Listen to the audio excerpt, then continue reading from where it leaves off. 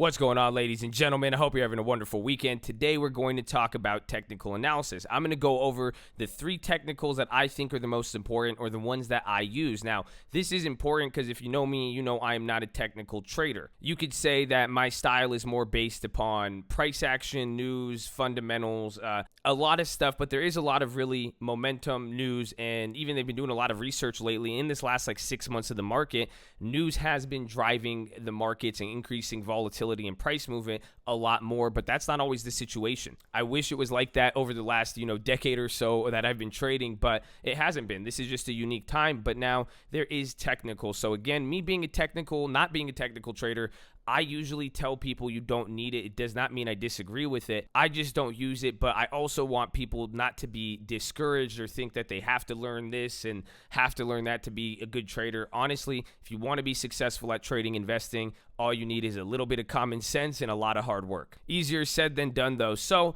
I'm going to go over my technicals that I look. I think it's going to be very helpful to, beginning and intermediate traders. If you are advanced, you've probably heard a lot of this stuff. It's not going to, so I'm in before, just going over basic information, heard this before, blah, blah, blah. If you want the more advanced stuff, we have all these videos on the channel, over 800. We could go very, very deep into macroeconomics, all the way into other technicals and stuff that I've even made up, like the frogs or how to price options, selling premium, whatever it may be. But this is to cover technicals, and we're going to even cover VWAP. That's a lot of people ask me about this. I've made a video on it, and I want to talk about that and just give context now, even into a business mindset and frame of what these technicals mean and how I use them personally. Again, being someone who doesn't really classify as a technical trader, I think this is going to give a lot of insight for some people. So I hope you guys enjoy this video, and I hope you could learn something from it. And if you would like to add to it, post below in the comments. If there's a technical, if you agree or disagree on something, if you think there is something, share your thoughts on it. But again, refrain from you have to do this, you need to do this. Honestly, I just don't believe that when anybody says that in the stock trading world, because there's so many ways to go about strategies, trading, all that. The funny paradox is everybody is always going to be wrong at some point, and not everybody is going to be right, or you'll hit some. So keep that in mind. The more information, the better. We love to source information. If you guys do enjoy this video, drop a thumbs up on it. It supports the channel, and it will make sure YouTube shows you some other videos we have. And best of all, we are live 30 minutes before open, youtube.com/thestockmarket, so you can watch me trade live every day, along with my good friend Chad, who is just great at the news, the information. He's a pretty big guy, so I'd love to see you guys there. First link in the description, or the second link, I believe, or you could just simply scroll down to the comments and we have the channel pinned there. So let us begin, and I'm going to begin with probably the more advanced one, and a lot of people ask about it, VWAP. VWAP stands for volume weighted average price. So this is that red line you guys have even seen if you've watched this Been Trading Live. A lot of people see it, or people in the chat will be like, hey Josh, can you put up the VWAP? Now, one thing to take from it, VWAP, just like any other technical, it is all relative to the time frame you put it on. Because sometimes when I'm putting up my VWAP, people will say, is that a weekly VWAP, the daily, the monthly? Because again, the VWAP will even look different here when you pull up a daily chart. It should, obviously VWAP is going to, when you click on, it'll say 292, 291. So, if you look at it where it ends, it's the same number. But essentially with technicals, whether you're using EMAs, moving averages, or anything, you could set it to different times, and the world is yours. That's how you use these tools. So keep that in mind. I'm just using the standard daily VWAP. Again, it's relative through E-Trade when I put up the chart on whatever time frame. So this technical is important, and why I use it. I've said this, people I know in the industry, they have funds, hedge funds, all that, and even people not in the industry as well, but mostly bigger investors, and traditionally, as this has been discussed, bigger investors and bigger funds use this a lot. So think about the definition, volume weighted average price. We are going to talk about volume next, but it's letting you know based on, it's weighting it, so based on weighting the volume, it's taking an average price. Because as you see here, the stock market will move, but it's different volume. And the volume is important because that's going to be the transactions. I probably should have started with that first for the beginners. But essentially, it's letting you know a more weighted price to give you a better indication of what or where the value really is at. I guess an example to picture it, if you guys ever been to like a seafood restaurant and you order certain fish, they will say market price or whatever it's going at. But let's say now 5 people purchase, a salmon at $10, and then the last person to buy it at the end of the day buys that same salmon now for $6. Just like the stock market, if that let's say they were using the last trade and we're showing you, the last salmon sold for $6, but only one person bought it there, but then 6 were purchased at 10, does the final price really reflect the current value? So again, if it's market price, you can say, market has changed, whatever it may be. But at the end of the day, to get a better indication of what the salmon should be worth, because again, someone did buy it at a lower price, but most people bought it at a higher price, you would take those 6 orders, each one paid 10, 10, 10, then the 6, do the math on it, and then you would get a weighted average to give you a better indication of what really the value could be at, combining all those purchases and now how many went with it. Because the whole point is how many shares get bought at a certain price. Because again, you could see volume influxes. More shares bought here is going to mean more than, a million shares up here is going to mean a lot more than a couple million shares up here, or 10 shares, or whatever it may mean. So putting this in perspective, this technical is just taking all the orders and averaging them out, basically taking the volume, how many orders went through at a price, and then averaging them across the time frame that you select. So putting this to perspective, you can see this is used to get a better indication of value. Now, this is how, like I said, hedge funds and any bigger investors use this, because they, if you're going to make a bigger order and transaction, you're going to want to see, okay, what would be the value or price? That's the one level. But also, if you really wanted to make a big order, the key to this is for orderly trading and to not disrupt the market. And again, to make sure you get the best price. Even if you guys saw Warren Buffett, when they got in Amazon, they had their filing come out and all that. And we could go through, I think I'll make another video on this, because I already talk a lot and I go in depth with this. This is still going to be a 10, 20-minute video. We can make one just for filings, because you could see this at work.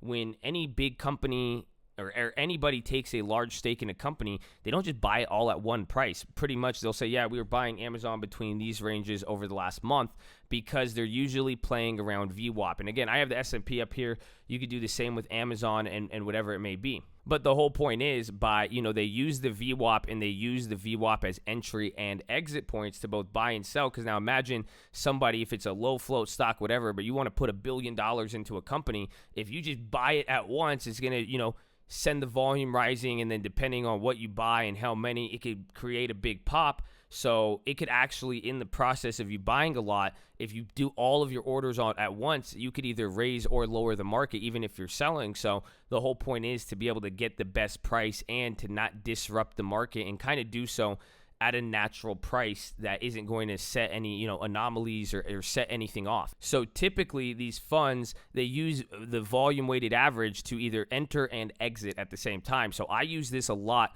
during volatility, or when the market does behave even low volume, or in a way where there's either catalysts for people to want to start scaling into a rally or a risk off event and they want to start going out. You could see that. And, the more often I see the market play in the VWAP, it usually, it's hard to say which one comes first, chicken or the egg, but when you do see that VWAP play a lot and it's very, right there on the market, you could kind of tell something's going on. And now I'll tell you the next thing, how do you use this as an entry and an exit indicator? But you have to be careful, because after I show you this and you pull up any chart, you're going to be like, wow, this works very, very well, or it looks almost to the T.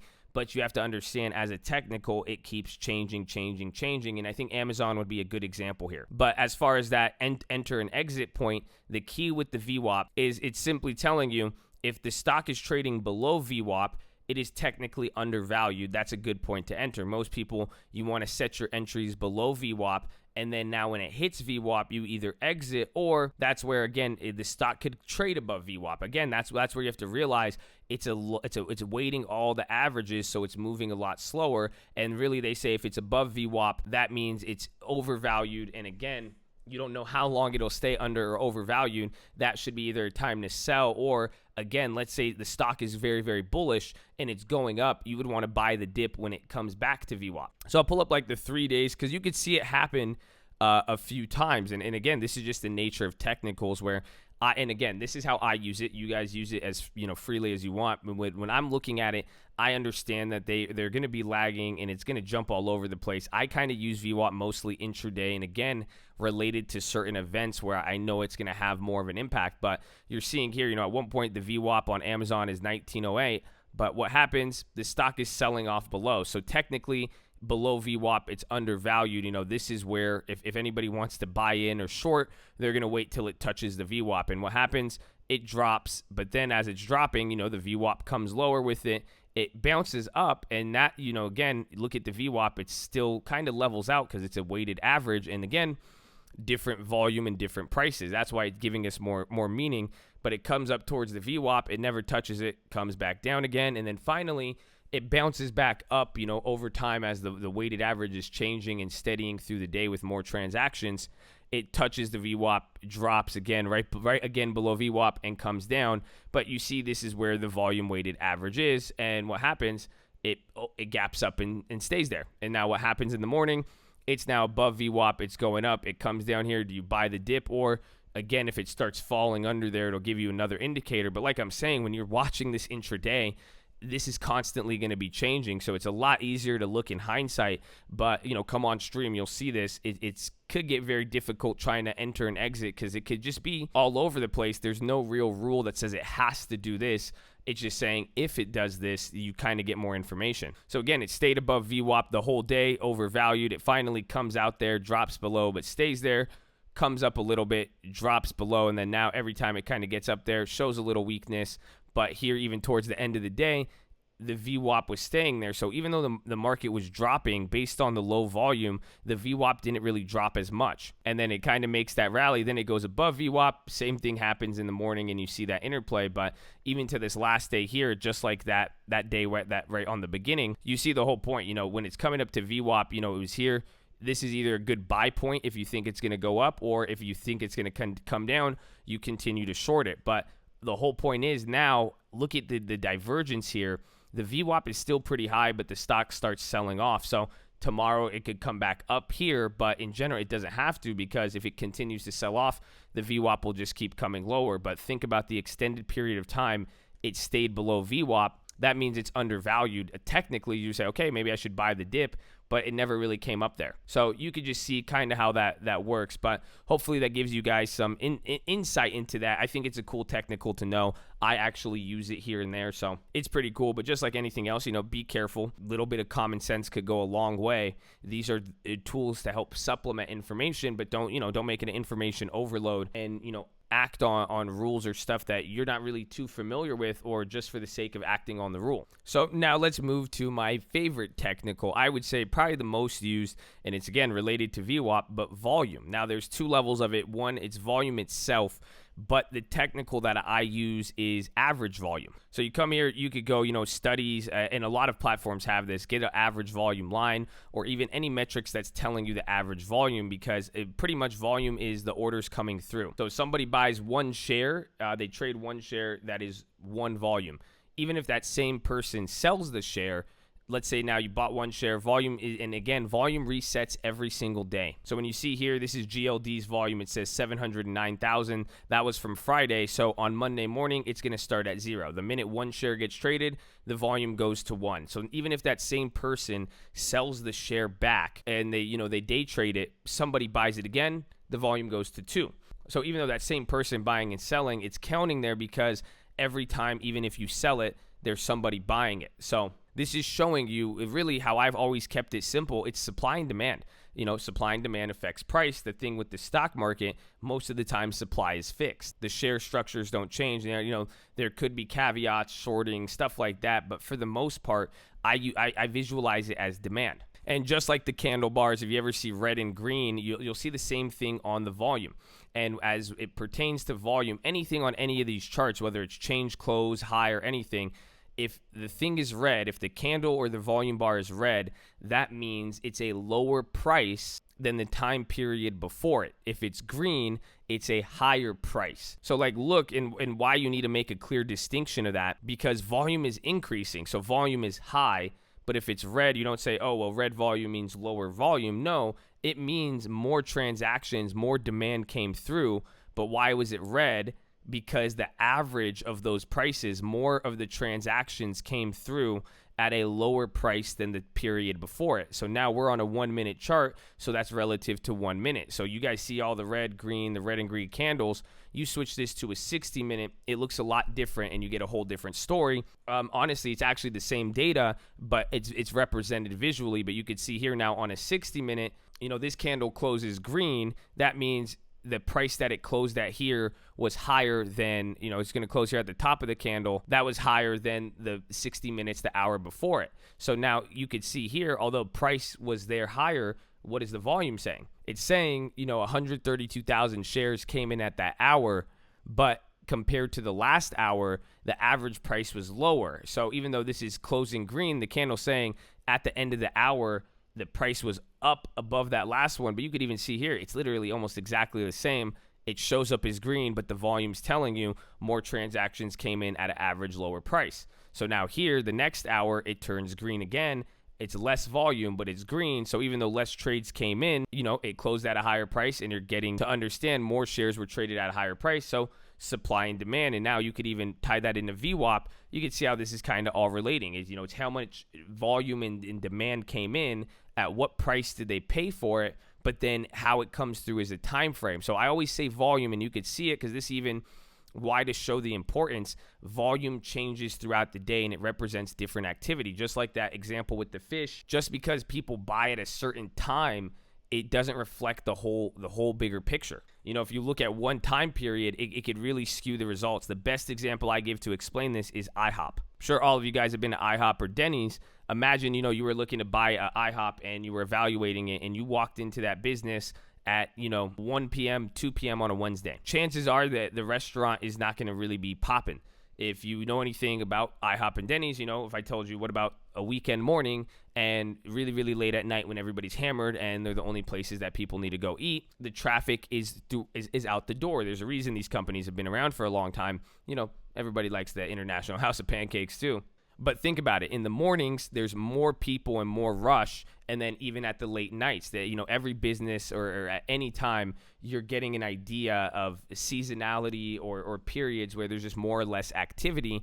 But if you're only viewing something in the middle, it's not going to be tell you the value. Again, you walk in there at 1 p.m., you're going to say this restaurant does no business. It sucks. Why would you want it? Or if you evaluated only in the morning and you were like, wow, dude, IHOP throughout the door, people were always waiting to get there in the morning. And if you assume that's how it is the whole day, you would probably overvalue IHOP. So that's why a bigger picture combining the VWAP and the demand and volume, it tells you more stuff. So now that we have the red and green out the way, I'm looking at it as simple demand, but it doesn't, just to say, oftentimes if you wanted to keep it simple and simple could work and take you a long way, simply if the volume is going up and you see big spikes, chances are that means there's more activity in general. And I always say it's people putting their money where their mouth is. Now it's not like, oh, this or that. It's, wow, look at the activity. It's going up.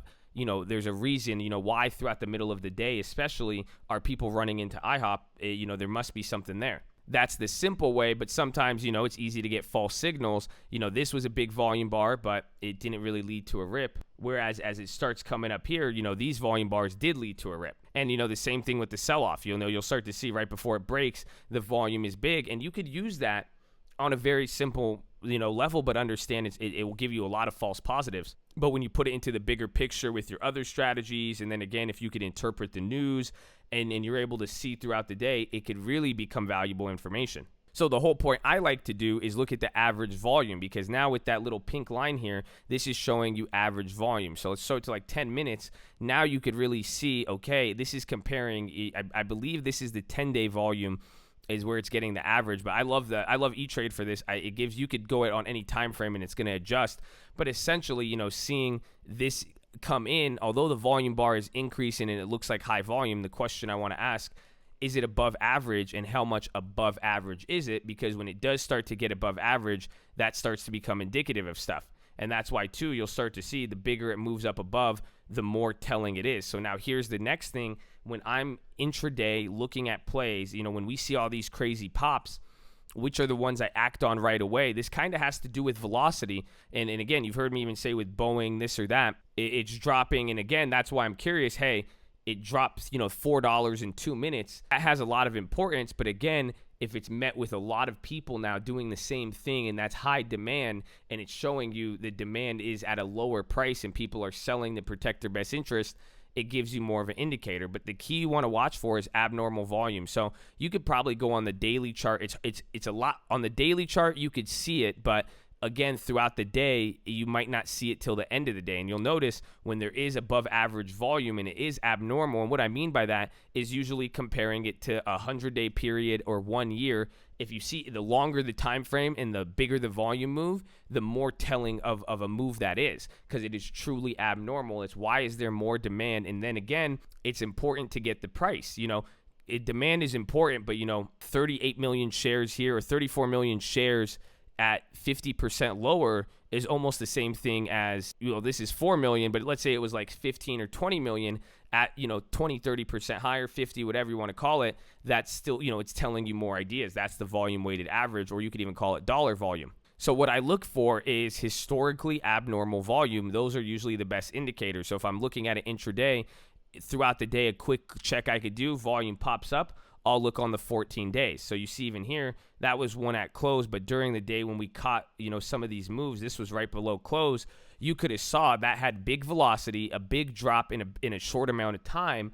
But over the last 14 days, this was that largest volume. Now, again, when you start pulling it back on the chart, you could really start to see. And again, take a look now. This is a 5-year chart. Let's pull up even a 10-year on Boeing. This is what I mean by historically abnormal, and it's telling you something. Because even when that first drop in Boeing occurred, that was, it was abnormal, and it's showing you, the stock trading boot camp, first link in the description. I think a lot of you should take that. But it's saying, that 32 million, especially at that high of a price, is one of the highest prices in 10 years. But compare it, that is literally the second most biggest demand in the last decade on Boeing. That is telling you something. Why did everybody rush into IHOP today? Literally more than any time they have in the last decade. And I'm sorry for giving you guys that example of IHOP, and now people are going to start thinking of IHOP and calling out IHOP plays. Maybe that's what you guys should call it. If you do see abnormal volume in the chat, call out IHOP. That'll be funny, but it's very telling. So another example, let's do like HHC, Howard Hughes Corp. Now, they go back till 2011, but you guys remember that big move. People were speculating on it getting bought out. You could see on the daily volume over the last 10 years, that was clearly abnormal. There's a reason that 5.6 million shares at one of the most, at a way higher average price has gone through.